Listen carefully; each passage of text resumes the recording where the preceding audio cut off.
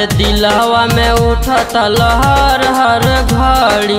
ए हो करे जा कबले याद में जारी, दिलवा में उठता लहर हर घड़ी। ए हो करे जा कबले याद में जारी। एको पल मजनुआ चैन न पावता, छोड़ के गईलू जब से ये जान। दिलवा कतहु न लागता, छोड़ के गईलू जब से ये जान।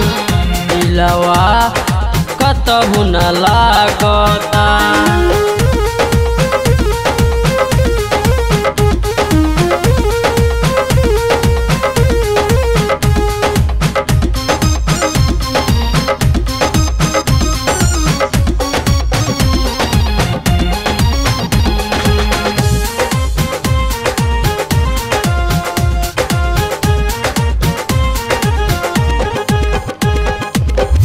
रोवत रोवत जिंदगी अपन बितावे हो, पूछला पके हूँ से ना कुछ हूँ बतावे हो।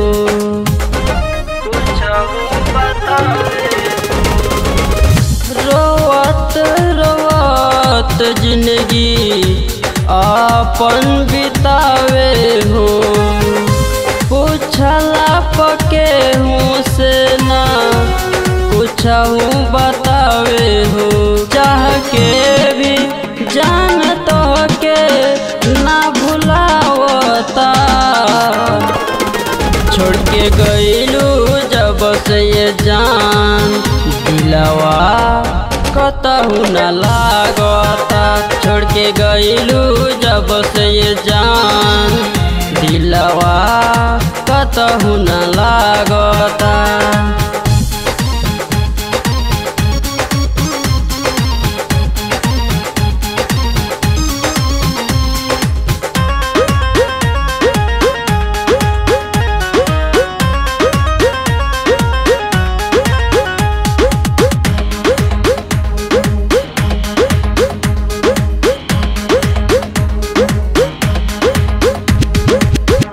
लागता कि सुबह से सब कुछ कल बर्बाद हो, तोहरा से देखल एको दूरल न साध हो।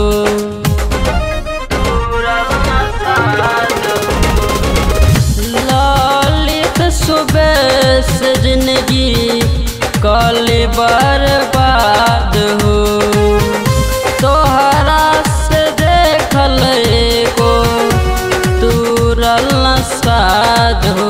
तोहर चलते अपन मनवा पगलावता, छोड़ के गईलू जब से ये जान।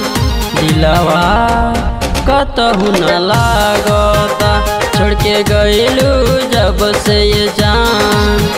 दिलवा कतहु न लागता।